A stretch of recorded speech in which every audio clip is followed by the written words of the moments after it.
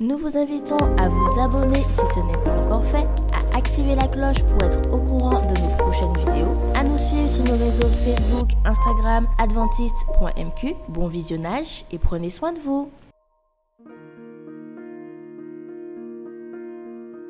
Vous avez besoin d'aide.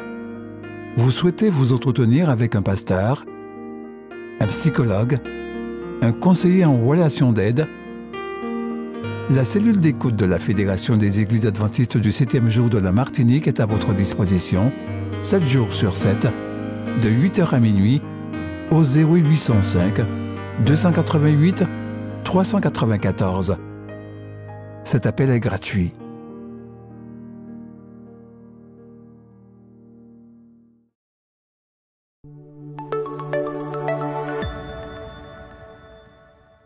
Bandara habite le Sri Lanka. Au début, il n'éprouvait que de la haine pour les chrétiens et leurs croyances. Cependant, une seule rencontre avec un chrétien transforma sa vie pour toujours. Cette expérience amena Bandara à comprendre l'amour de Dieu à son égard et, à la fin, à donner sa vie au Christ. Il se passionna même pour le partage de l'Évangile avec les autres et voulut fonder une nouvelle église. L'engagement de Bandara à la diffusion du message de Jésus grandit de jour en jour. Il se mit à parcourir sa ville natale sur sa moto, partageant avec les autres l'amour du Christ et son message de pardon. Cependant, quelques jeunes gens de la communauté, percevant en lui une menace, décidèrent de le frapper pour le décourager de partager le message de Jésus. Un jour, alors que Bandara rentrait chez lui sur sa moto, les jeunes gens attendirent son passage, le firent tomber de sa moto et se mirent à le frapper. Bien qu'il eût été agressé, Bandara refusa de rendre les coups. Au bout d'environ 15 minutes, les jeunes gens se fatiguèrent et repartirent. À la grande surprise de Bandara, il ressortit de cette attaque sans aucun mal, sans aucune blessure visible. Ceci ne servit qu'à renforcer encore son engagement envers Dieu et sa vocation à partager l'Évangile. Beaucoup d'entre nous vivent là où il n'est pas dangereux de témoigner de Jésus. L'histoire de Bandara nous rappelle qu'il viendra un temps où nos droits ou notre liberté de conscience nous seront retirés. Ceux qui, à cette époque dangereuse, consacreront à Dieu tout ce qu'ils sont ou tout ce qu'ils ont, même au risque de leur vie, sont ceux qui, en période de paix, répondent déjà à l'appel de Dieu à travailler pour lui. Nous pouvons aussi travailler pour ceux qui sont proches ou loin de nous en rendant régulièrement à Dieu nos dîmes et nos offrandes de promesses, qui représentent nos offrandes régulières et systématiques. Ces ressources servent à soutenir financièrement différents aspects de l'œuvre de l'Église, y compris les pionniers de Mission Globale comme Bandara, qui diffusent l'Évangile parmi ceux qui n'ont pas encore fait l'expérience de l'amour du Christ. Tout en travaillant pour le Christ, par nos efforts personnels ou par l'intermédiaire de nos dîmes et de nos offrandes de promesses, mettons nos désirs à la dernière place et Dieu à la première.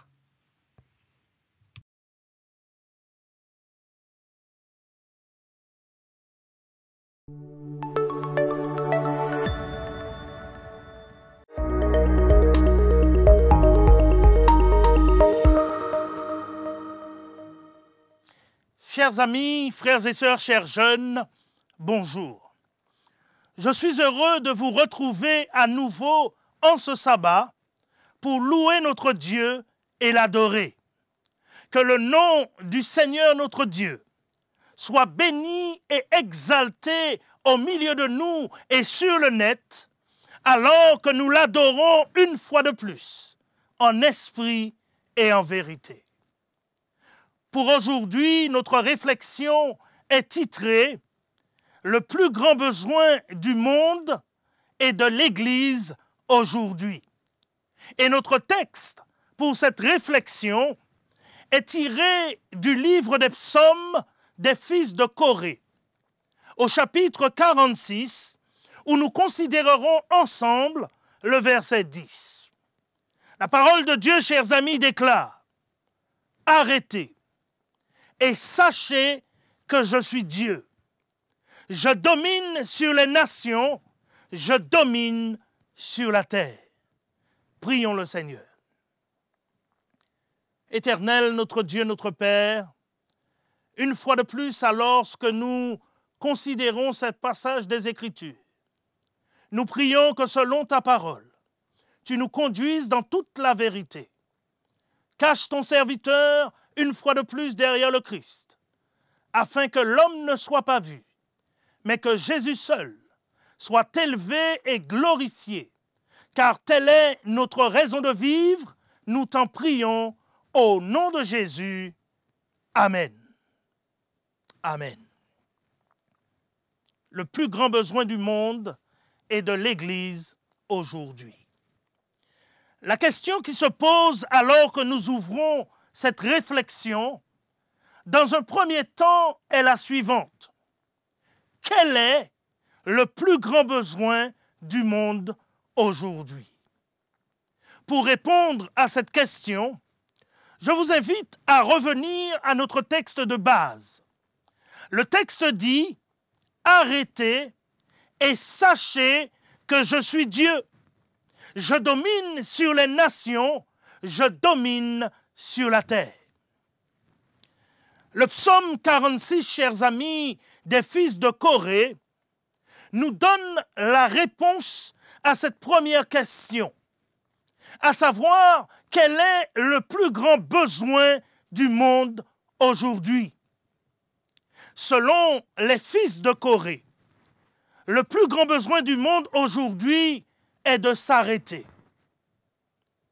Nous vivons, chers amis, aujourd'hui dans un monde qui va plus vite qu'un TGV. Un monde qui a mis Dieu de côté. Un monde qui court après les richesses, la gloire et la reconnaissance. Le plus grand besoin aujourd'hui de ce monde, selon les fils de Corée, est de s'arrêter. S'arrêter afin de reconnaître la suprématie de Dieu qui règne dans les cieux et sur la terre et qui domine sur les nations et la terre.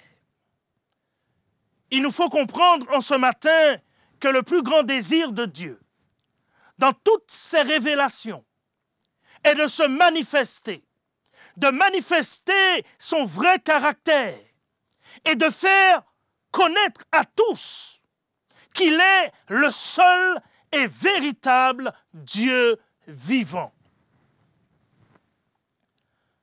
Je vous pose une autre question.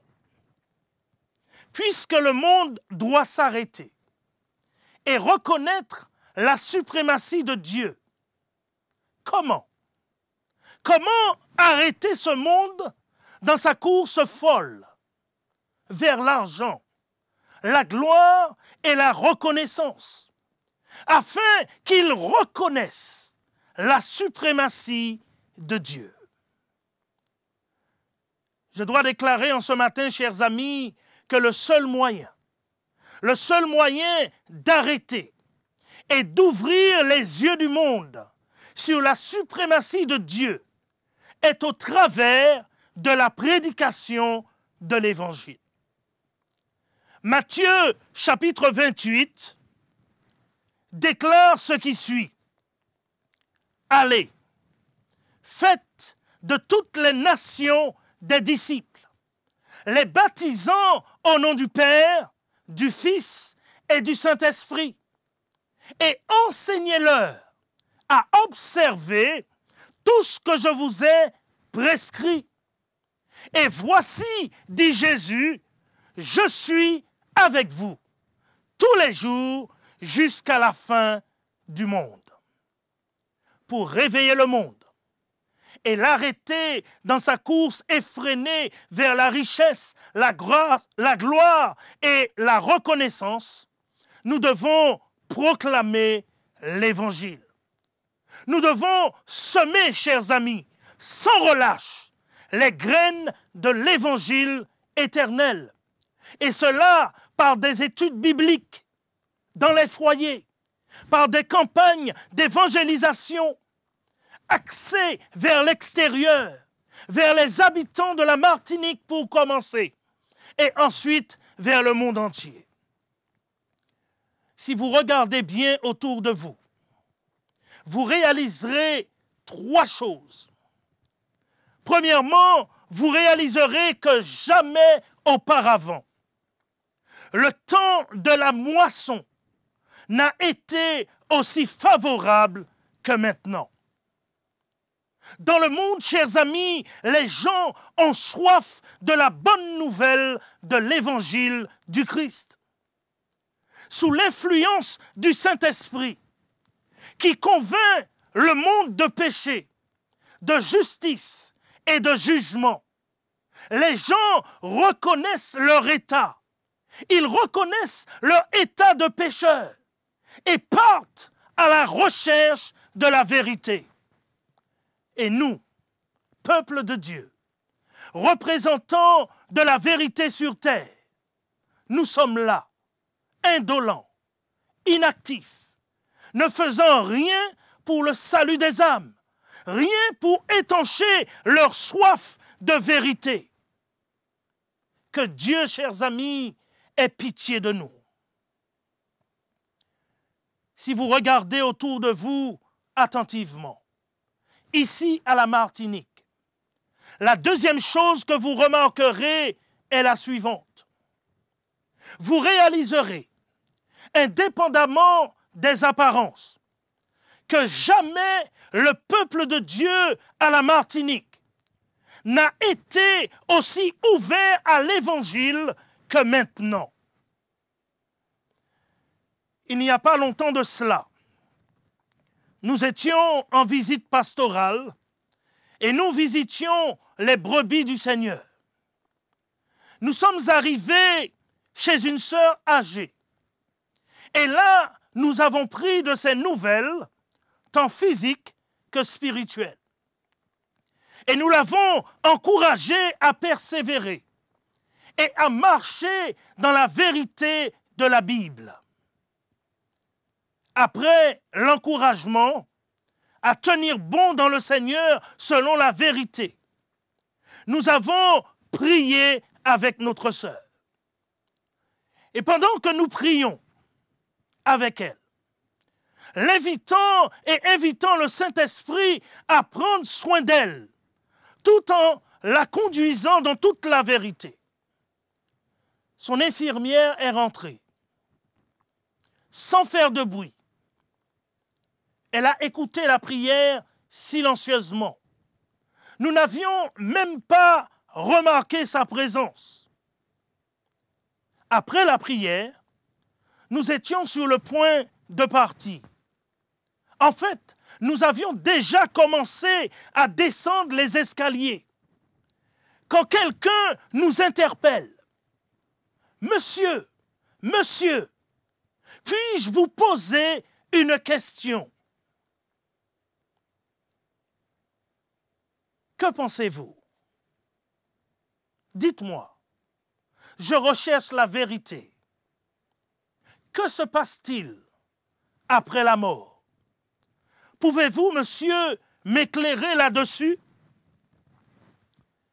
Dès que la question a été posée, une porte s'est ouverte et je suis rentré par cette porte.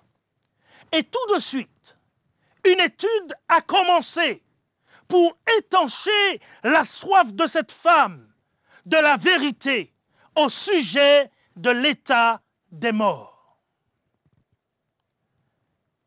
Deuxième expérience, pareil.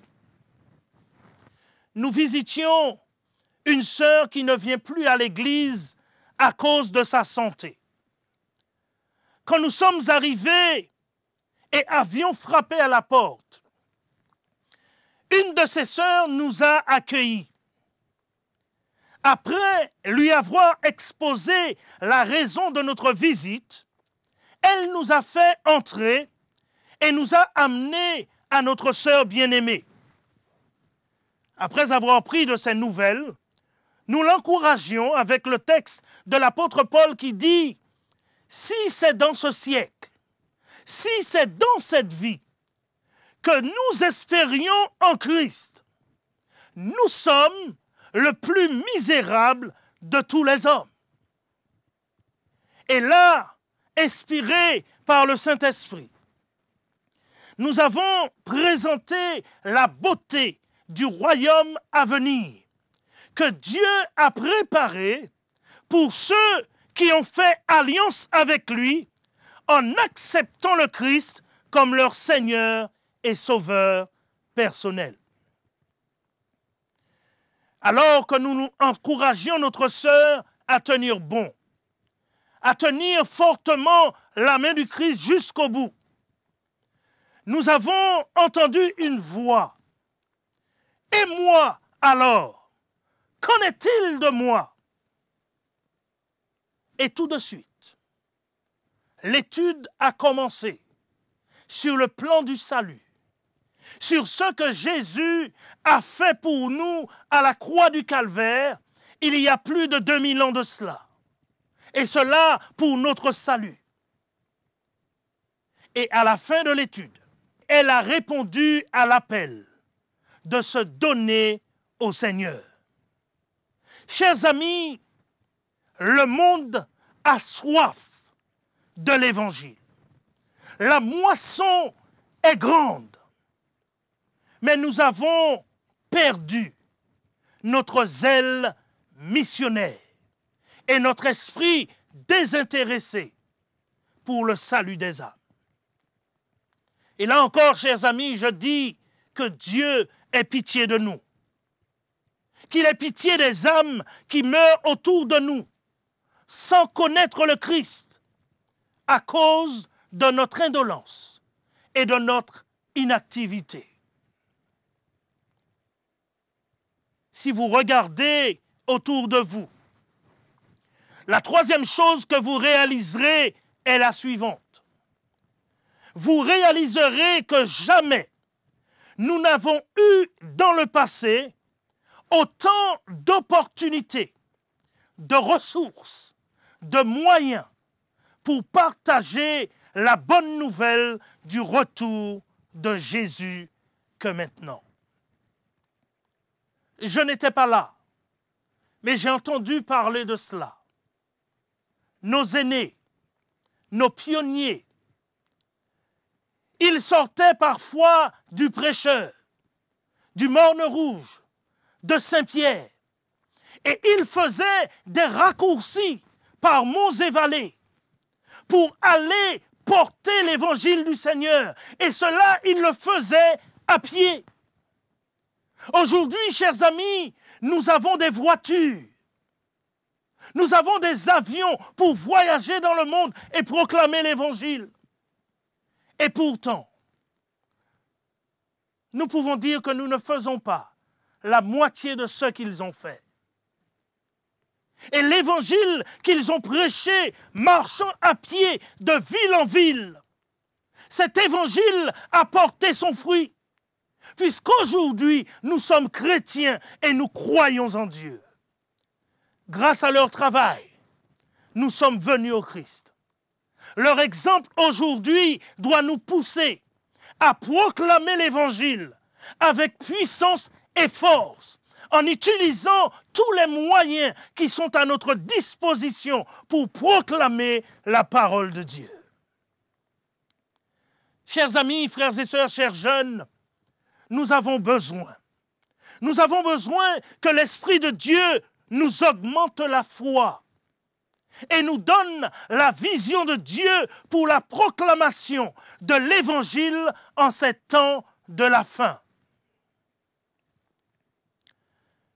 Pour accomplir cette tâche, oh combien importante, nous devons être sur nos gardes, car la servante du Seigneur déclare dans le livre Pour mieux connaître Jésus, sur l'Ellen G. White State, à la page 170.2, ce qui suit.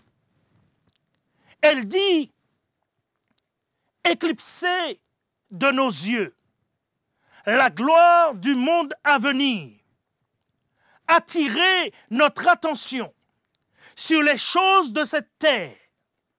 Tel est le but constant de l'ennemi. Il s'arrange pour que nos pensées, nos préoccupations, notre travail soient entièrement au service des choses temporelles et que nous ne voyions ni ne comprenions les réalités éternelles. Elle poursuit et dit, dans notre esprit, les tracas de ce monde prennent une grande place, tandis que Jésus et la gloire du monde à venir n'ont droit qu'à une fraction minime de nos pensées et de nos affections. À ce stade de notre réflexion, tournons maintenant la question vers l'Église et posons-nous nous-mêmes la question. Par rapport aux besoins du monde, quel est le plus grand besoin de l'Église aujourd'hui? En nous appuyant sur notre texte de base, la réponse à cette question concernant le plus grand besoin de l'Église est la même que pour la première question concernant le plus grand besoin du monde. Le plus grand besoin de l'Église aujourd'hui, chers amis, est aussi de s'arrêter afin de reconnaître que Dieu est Dieu et qu'il domine sur les nations et sur la terre.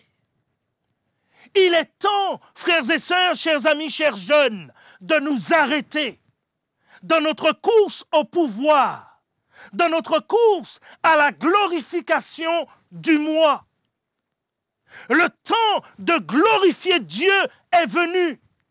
Il est temps, chers amis, de glorifier Dieu dans nos foyers et dans le monde. Il est temps pour notre monde et pour l'Église de revenir au Seigneur d'un cœur sincère et de reconnaître sa suprématie sur nos vies. Il est temps, chers amis, de nous rendre totalement disponibles au Seigneur. La servante du Seigneur, toujours, dans un autre livre intitulé « Instructions pour un service chrétien efficace », toujours dans l'Ellen G. White State, à la page 297.3 à 297.6, elle déclare ce qui suit. « Soyez toujours totalement disponibles pour proclamer les louanges de celui qui vous a appelé des ténèbres à son admirable lumière. » Elle poursuit et dit, les serviteurs de Dieu doivent être alertes, sur le qui-vive, toujours prêts et prompts à entrer à tout instant dans la voie que leur ouvre la providence. Tout délai de leur part fournit à Satan l'occasion de leur infliger une défaite totale. Le peuple qui observe les commandements de Dieu doit constamment se tenir prêt à servir le Maître. Les vrais représentants du Christ, dit-elle, travaillent pour le bien de leurs semblables. Ils trouvent la joie à faire progresser l'œuvre de Dieu dans leur pays et ailleurs. On les voit et on les entend aux réunions de prière et leur influence s'y fait sentir. Ils s'efforcent d'aider et éventuellement de remplacer le prédicateur dont ils n'ont pas la charge.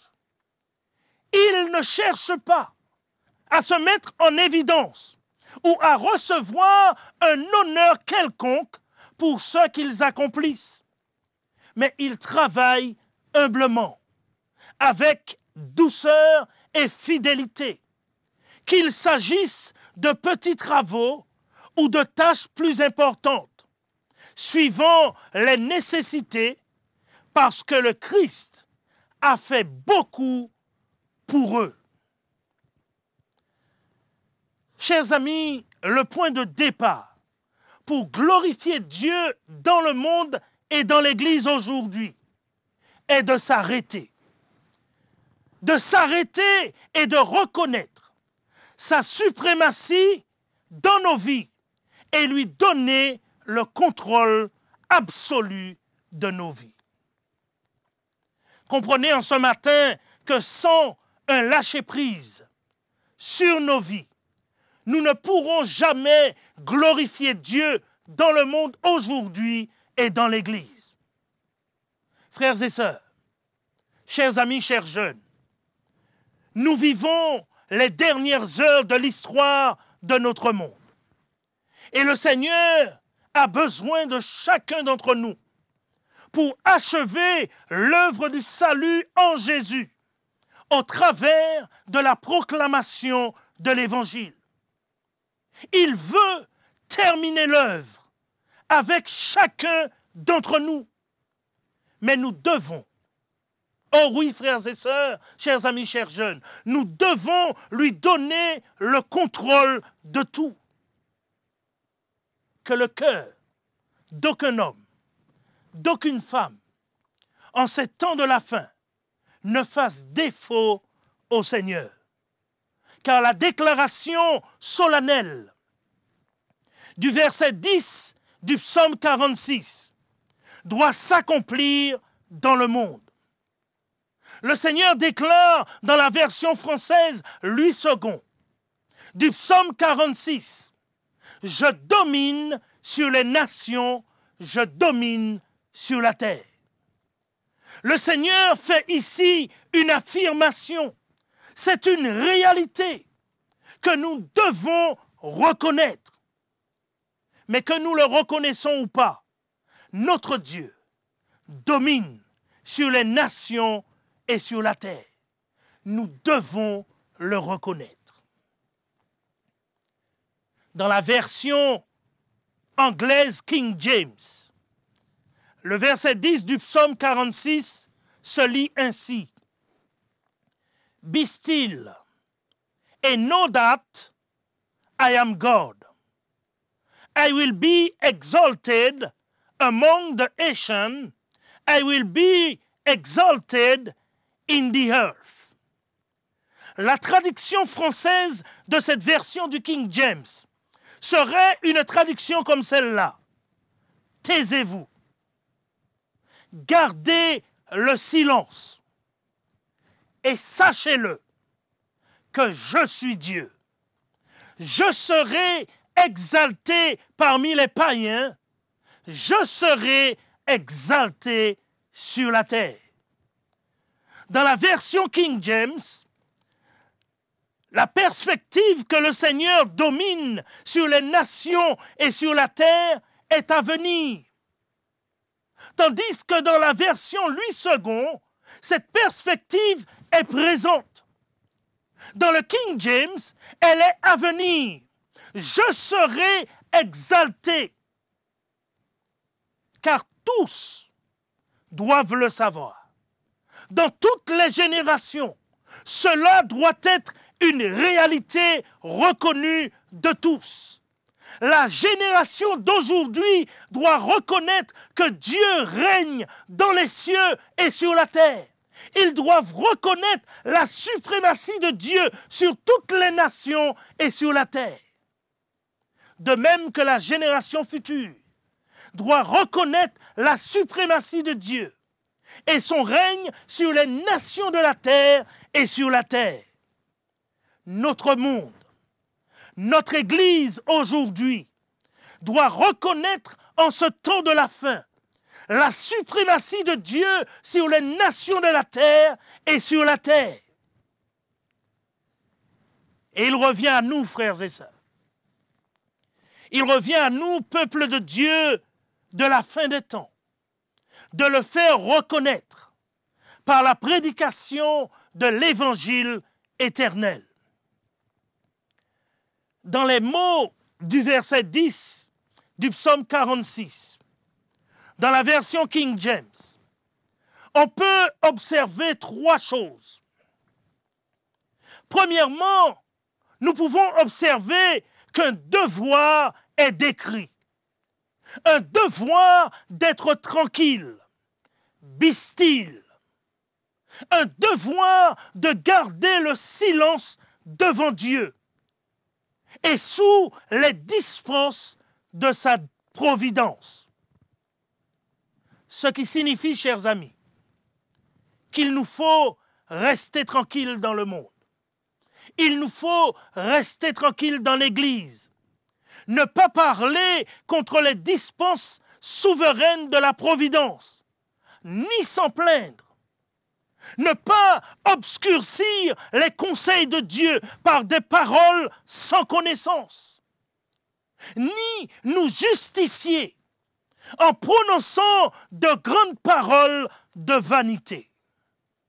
Nous devons être calmes quant à nos actions et à notre comportement extérieur, afin de ne pas opposer Dieu dans ses dispensations.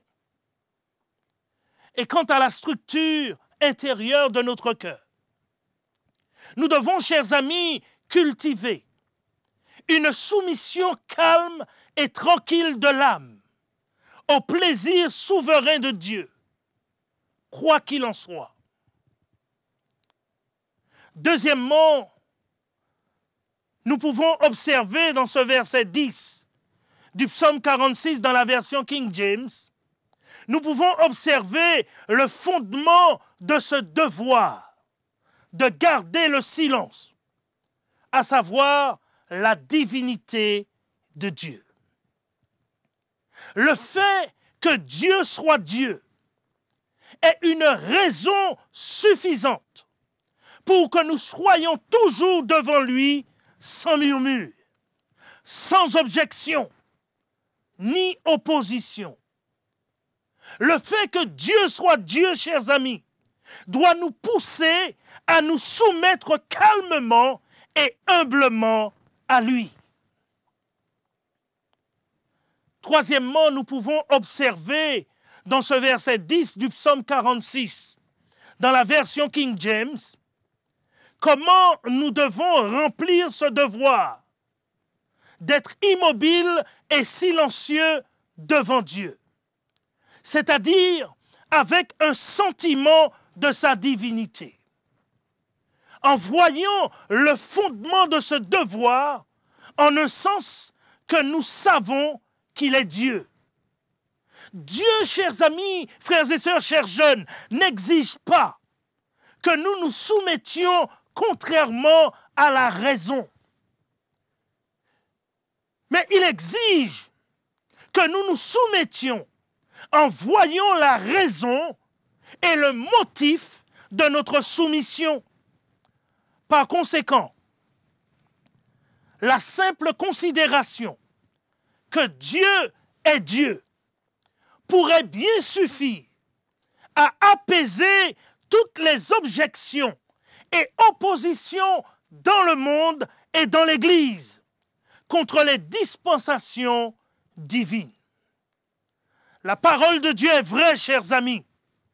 Il dit « Je suis Dieu et je serai exalté parmi les nations.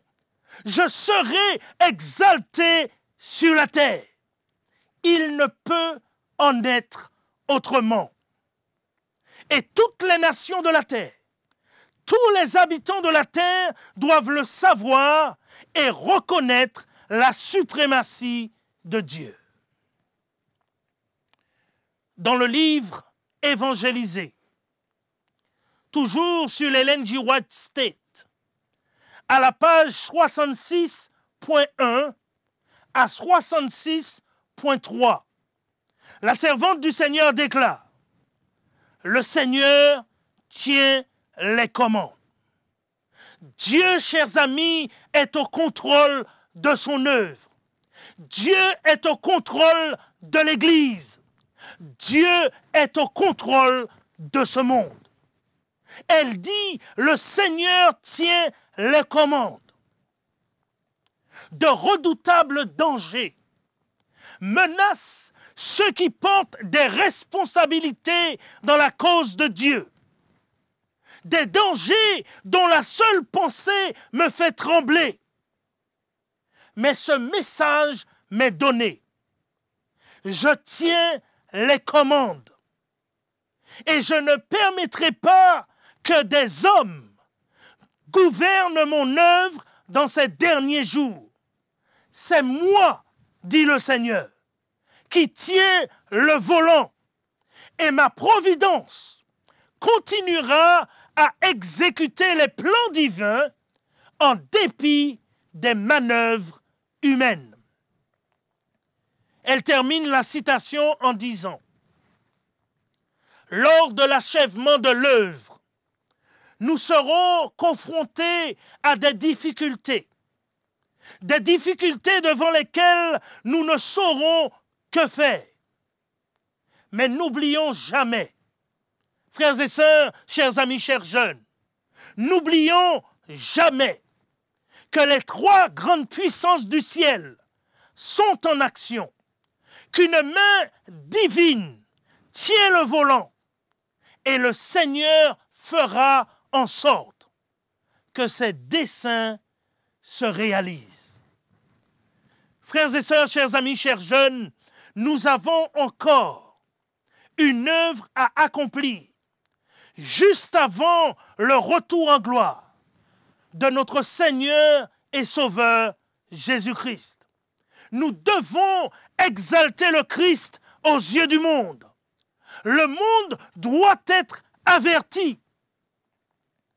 Et à ce sujet, la servante du Seigneur, toujours dans le livre évangélisé, déclare « Une grande œuvre reste à accomplir et tous les efforts possibles doivent être entrepris pour faire connaître le Christ comme le Sauveur qui pardonne, qui se charge de nos transgressions, qui est l'étoile brillante du matin.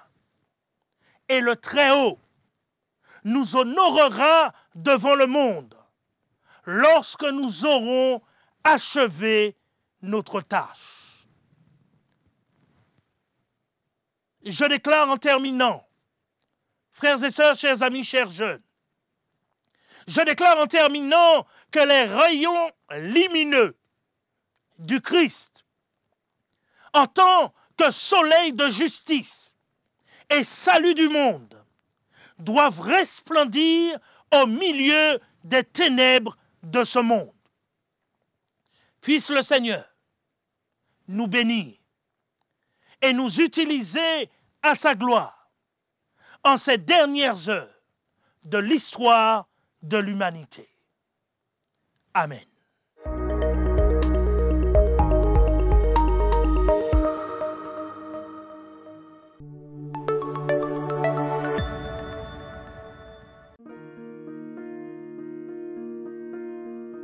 Vous avez besoin d'aide. Vous souhaitez vous entretenir avec un pasteur, un psychologue, un conseiller en relations d'aide. La cellule d'écoute de la Fédération des Églises adventistes du 7e jour de la Martinique est à votre disposition, 7 jours sur 7, de 8h à minuit, au 0805 288 394. Cet appel est gratuit.